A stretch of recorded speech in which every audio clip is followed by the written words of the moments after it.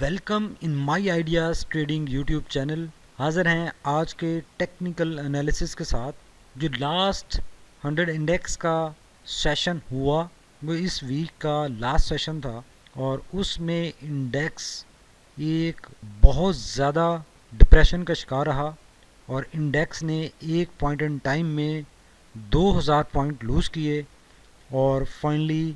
1300 point के नुकसान के साथ क्लोज़ हुआ। अब इतना ज़्यादा पॉइंट्स का लूज़ करना एक ही दिन में, उसके पीछे क्या रीज़न्स हैं, क्या मुहरकात हैं, ये जानना बहुत ज़रूरी है। इसके ऊपर आज हम बात करेंगे और डिटरमिन करने की कोशिश करेंगे कि आने वाले दिनों में 100 इंडेक्स की आउटलुक कैसी नज़र आ रही है, 100 इंडेक्स कैसे परफॉर्म कर सकता है और क्या अपॉर्चुनिटीज़ हो सकती हैं। जो लास्ट हमने एनालिसिस किया था वो हमने इस कैंडल के ऊपर किया था और इस कैंडल पे हमने बात की थी कि 100 इंडेक्स एक अच्छे मोमेंटम के साथ अप साइड मूव कर रहा था और 200-300 पॉइंट्स के एडिशन के साथ ट्रेडिंग हो रही थी। अचानक कुछ हुआ और जिसकी वजह से इंडेक्स एक बहुत ज़्यादा डिप्रेशन में चला गया, बहुत ज़्यादा बेरिश ट्रेंड में चला गया इंट्राडे लेवल पे और फाइनली जो ओपनिंग हुई थी उससे नीचे ही क्लोजिंग हुई। और इसके ऊपर हमने डिटरमिन करने की कोशिश की थी कि ये इम्पैक्ट इंटरनेशनल मार्केट्स में क्रूड ऑयल की प्राइसेस क्रैश करने की वजह से आया, बिकॉज क्रूड ऑयल ने अपनी एक इम्पॉर्टेंट सपोर्ट जो कि उसकी 38 के ऊपर थी उसको ब्रेक किया था और उसके नीचे ट्रेड हो रहा था इस दिन। और हमने इस एनालिसिस में ये भी बात की थी कि अगर क्रूड ऑयल ने रिकवर ना किया तो इंडेक्स मज़ीद गिर सकता है, मज़ीद पॉइंट्स लूज़ कर सकता है। और हमने जो एस्टिमेशन लगाई थी वो इस एरिया में थी कि हमारी एक्सपेक्टेशंस इस 20 डीएमए के ऊपर रहते हुए 500-600 पॉइंट लूज़ करने की थी। अलबत्ता ऐसा नहीं हुआ और इंडेक्स बहुत ज़्यादा मंदी का शिकार हो गया और इसने 1300 पॉइंट लूज़ किए। अब इसके पीछे क्या रीजंस थी इस पे भी बात करेंगे और उससे पहले हम ज़रा देखते हैं कि क्रूड ऑयल की सिचुएशन क्या है। तो ये आपके सामने क्रूड ऑयल का 1 आवर कैंडल चार्ट डिस्प्लेड है। लास्ट वीक में क्रूड ऑयल इस एरिया में ऑपरेट कर रहा था जब क्रूड ऑयल ने ये एरिया जो कि 38.25 पे है, जो कि इसकी एक स्ट्रॉन्ग सपोर्ट थी और अब ये रेजिस्टेंस बन चुकी है, इसको ब्रेक किया और इसके नीचे ट्रेड करना स्टार्ट किया। जैसे ही ये सपोर्ट ब्रेक हुई हमने देखा कि पाकिस्तान स्टॉक एक्सचेंज में इसका एक स्ट्रॉन्ग इम्पैक्ट आया और एक पैनिक नज़र आया और लोगों ने सेलिंग स्टार्ट की, जिसकी वजह से 100 इंडेक्स भी गिरता ही चला गया। और सब्सिक्वेंटली जब वेडनेसडे को इस एरिया में ये कंसोलिडेट करता रहा और देन थर्सडे वाले दिन अगेन क्रूड ऑयल ने अपनी जो नेक्स्ट इसकी सपोर्ट थी जो कि अभी रेजिस्टेंस बन चुकी है वो है 37.15 पे, इसको ब्रेक किया और इसके साथ ही एक शदीद किस्म की मंदी आई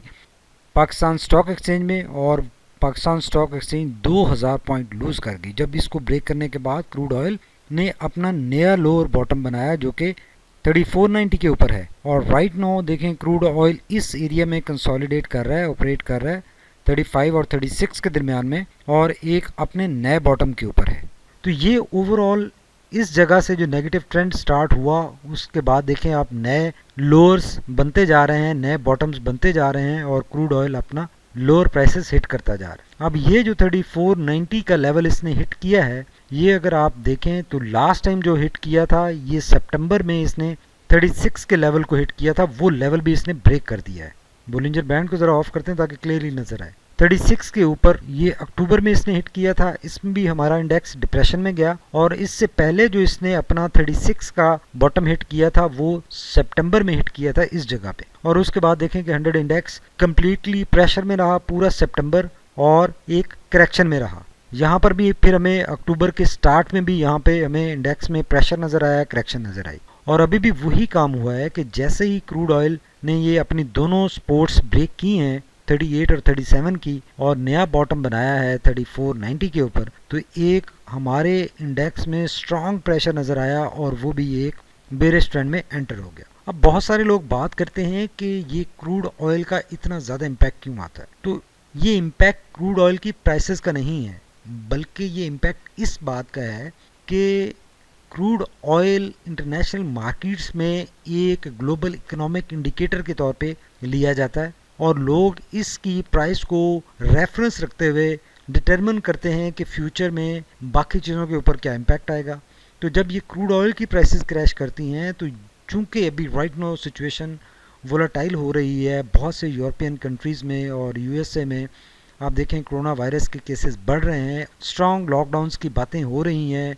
कोरोना वायरस की वेव 2 की बातें हो रही हैं। तो बेसिकली जो ग्लोबल सिचुएशन है उसका इम्पैक्ट सबसे पहले क्रूड ऑयल के ऊपर आता है और क्रूड ऑयल को इंडिकेटर लेते हुए इंटरनेशनल मार्केट्स में प्रेशर आता है, इंटरनेशनल मार्केट्स भी मंदी का शिकार होती हैं और सिमिलरली पाकिस्तान स्टॉक एक्सचेंज के ऊपर भी एक स्ट्रॉन्ग इम्पैक्ट आता है और पाकिस्तान स्टॉक एक्सचेंज भी एक जो ट्रेंड होता है इसका प्राइस एक्शन का उसको रिस्पॉन्ड करके उसी ट्रेंड में एंटर हो जाता है। तो मेन रीज़न तो ये है। अब क्या ये जो बेरिश ट्रेंड नज़र आया है, मार्च का जो बेरिश ट्रेंड था, अगर वो आप देखें क्या ये मार्च वाली सिचुएशन दोबारा रिपीट होने जा रही है या डिफरेंट होगी? तो इसका अभी कुछ ज़्यादा नहीं कह सकते, लेकिन अभी एक्सपेक्ट यही कर सकते हैं कि जो मार्च वाली सिचुएशन थी या फरवरी वाली सिचुएशन थी कोरोना वायरस की, वैसे हालात एक्सपेक्टेड नहीं है। बिकॉज अभी ये एक नई चीज़ नहीं है, इसकी बहुत सारी जो इम्पैक्ट्स हैं, जो बहुत सारे असरात हैं, इसको कैसे डील करना है, इसको कैसे केटर करना है, क्या एक्शंस लेने हैं, वो सब अभी नोन है। उस वक्त ये नोन नहीं थे, उस वक्त ये एक नई चीज़ थी जाके अब हम न्यू नॉर्मल के साथ लिव कर रहे हैं। बहुत सारे लोगों को पता है कि इसके क्या असरात आने हैं, किस तरह इसको डील करना है। उतना एग्जेजरेटेड इम्पैक्ट तो एक्सपेक्टेड नहीं है, लेकिन इम्पैक्ट ज़रूर एक्सपेक्टेड है और यही वजह है कि क्रूड ऑयल एक काफ़ी अपने नए बॉटम के साथ यहाँ पे इस लेवल पे ट्रेड हो रहा है और अगर ये रिकवर करता है, जो फर्स्ट इसकी स्ट्रॉन्ग रेजिस्टेंस एरिया है 37.15 का और सेकंड जो 38.35 का है, अगर ये दो रेजिस्टेंस ब्रेक करके इसके ऊपर ऑपरेट करता है, क्लोजिंग दे देता है, तो बहुत लाइकली है कि इंटरनेशनल मार्केट्स ना सिर्फ स्टेबलाइज होंगी बल्कि पाकिस्तान स्टॉक एक्सचेंज भी स्टेबलाइज हो जाएगी। जब तक ये रिकवरी नहीं आती और ये अपने इसी डाउन ट्रेंड को फॉलो करता रहता है, तो उससे पहले भी इसने यहाँ से देखें, जब ये फर्स्ट टाइम इसने 40 की रेजिस्टेंस को ब्रेक करके नीचे आया तो यहाँ पर इसने रिकवरी शो की थी, लेकिन वो कंसोलिडेट नहीं हो सकी और ये दोबारा बेरिश ट्रेंड में एंटर हो गया और अभी भी सिचुएशन यही नज़र आ रही है कि ये बेरिश ट्रेंड में ही है और अपने स्विंग लो और स्विंग हाई बना रहा है और जब तक ये इससे रिकवर नहीं करता, रिकवरी पॉसिबल नहीं होगी और इंडेक्स भी हमारा बेरिश ट्रेंड में ही रहेगा, मंदी में रहेगा और बहुत प्रेशर में रहेगा। तो हमने जो लास्ट एनालिसिस किया था उसमें हमने 100 इंडेक्स के ऊपर बात की थी, इस कैंडल के ऊपर, कि अगर क्रूड ऑयल की प्राइसेस रिकवर करती हैं तो ये इंडेक्स यहाँ से रिकवरी बनाएगा, अदरवाइज़ ये अपने नेगेटिव ट्रेंड में चला जाएगा। तो वैसे ही हुआ, राइट नाउ ये नेगेटिव ट्रेंड में नज़र आ रहा है और बहुत स्ट्रॉन्ग ये लास्ट बेरिश